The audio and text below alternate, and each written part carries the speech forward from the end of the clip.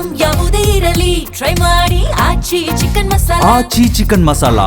ಆತ ವೃತ್ತಿಯಲ್ಲಿ ಕಾನ್ಸ್ಟೇಬಲ್. ಮದುವೆಯಾಗಿ 5 ವರ್ಷಗಳ ಕಾಲ ಮಕ್ಕಳಿಲ್ಲದ ಕಾರಣ ಕಂಡ ದೇವಸ್ಥಾನಗಳಿಗೆ ಅಲೆದು ಹರಕೆ ಹೊತ್ತು ಪಡೆದಿದ್ದ ಆ ಮುದ್ದಾದ ಮಗಳು ಇಂದು ಕಣ್ಣೆದುರೆ ನರಳಿ ಪ್ರಾಣ ಬಿಟ್ಟಿದ್ದಾಳೆ. ಇನ್ನು ಮಗಳ ಜೊತೆ ಆಟವಾಡ್ಲಿ ಅಂತ 5 ದಿನದ ಹಿಂದೆಯಷ್ಟೇ ಕರೆತಂದಿದ್ದ ಅಣ್ಣನ ಮಗಳು ಕೂಡ ಈಗ ಮಸಣ ಸೇರಿದ್ದಾಳೆ. ಈ ಪುಟ್ಟ ಕಂದ ಮಗಳಿಗೆ ಏನಾಯ್ತು ಅಂತೀರಾ? ನೀವೇ ನೋಡಿ. ಬಸ್ ಅಟ್ಟಹಾಸಕ್ಕೆ ಇಬ್ಬರು ಪುಟ್ಟ ಕಂದಮ್ಮಗಳ ದಾರುಣ ಸಾವು. ಮುಗಿಲು ಮುಟ್ಟಿದ ಕುಟುಂಬಸ್ಥರ ಗೋಳಾಟ, ನರಳಾಟ.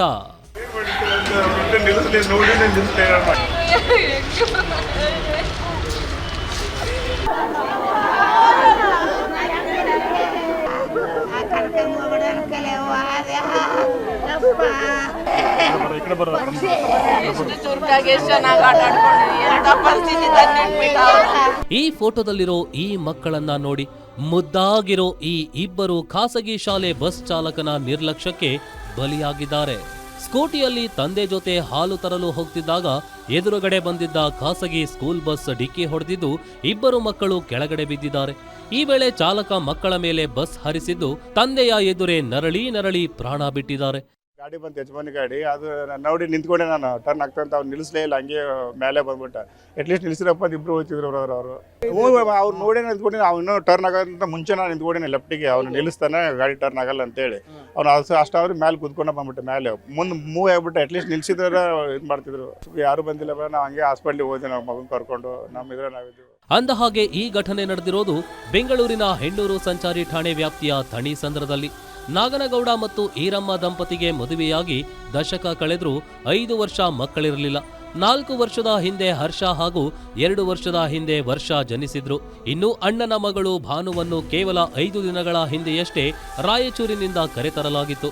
ಆದರೆ ವಿಧಿಯಾಟ ನೋಡಿ, ಆಟವಾಡಿಕೊಂಡಿರಬೇಕಾದ ಇಬ್ಬರು ಹೆಣ್ಣು ಮಕ್ಕಳು ತಂದೆಯ ಕಣ್ಣೆದುರೇ ಪ್ರಾಣ ಬಿಟ್ಟಿದ್ದಾರೆ. ಮುದ್ದಾದ ಮಕ್ಕಳನ್ನು ಕಳೆದುಕೊಂಡ ಪೋಷಕರ ಆಕ್ರಂದನ ಮುಗಿಲು ಮುಟ್ಟಿದೆ. ಬಂದ್ಬಿಟ್ಟು ನಿಲ್ಸಲಿಲ್ಲ ಅವನು. ಒಂದ್ ಮಗು 2 ಮಗು ತಳಗಡೆ ಬಿದ್ದು ಬಿಡ್ತು. ಒಂದ್ ಮಗು ಎತ್ಕೊಂಡ, ಇನ್ನೊಂದ್ ಮಗು ಎತ್ತಿ ಹೋಗ್ಬಿಟ್ಟ.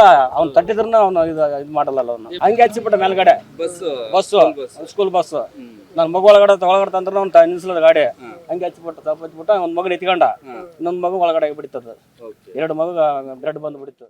ಇನ್ನು ಸ್ಕೂಟರ್ಗೆ ಡಿಕ್ಕಿ ಹೊಡೆದಿದ್ದ ಚಾಲಕ ಆಗಲೇ ಬ್ರೇಕ್ ಹಾಕಿದ್ರೆ ಬಹುಶಃ ಮಕ್ಕಳಿಗೆ ಗಾಯಗಳಾದ್ರೂ ಬದುಕುಳಿತಿದ್ರು. ಆದರೆ ಸ್ಕೂಟರ್ನಿಂದ ಮಕ್ಕಳು ಕೆಳಗಡೆ ಬಿದ್ದ ಮೇಲೂ ನಿರ್ಲಕ್ಷ್ಯದಿಂದ ಬಸ್ ಟರ್ನ್ ಮಾಡಿದ್ದಾನೆ. ಪರಿಣಾಮ ಮಕ್ಕಳ ಮೇಲೆ ಚಕ್ರ ಹರಿದು ಮೃತಪಟ್ಟಿವೆ. ಒಂದು ಸಣ್ಣ ಅಜಾಗರೂಕತೆ 2 ಸಂಸಾರಗಳ ಕನಸನ್ನು ನುಚ್ಚುನೂರು ಮಾಡಿದೆ. ಶಾಲಾ ಬಸ್ ಚಾಲಕರ ಈ ಬೇಜವಾಬ್ದಾರಿತನಕ್ಕೆ ಇನ್ನೆಷ್ಟು ಬಲಿ ಬೇಕು? ಸದ್ಯ ಆರೋಪಿ ಚಾಲಕ ಪೊಲೀಸ್ ವಶದಲ್ಲಿದ್ದಾನೆ. ಆದರೆ ಆ ತಂದೆ ತಾಯಿಯ ಒಡಲ ಕಿಚ್ಚು ಮಾತ್ರ ಎಂದೂ ಆರದು. Ajay Kumar, crime bureau, guarantee news, Bengaluru.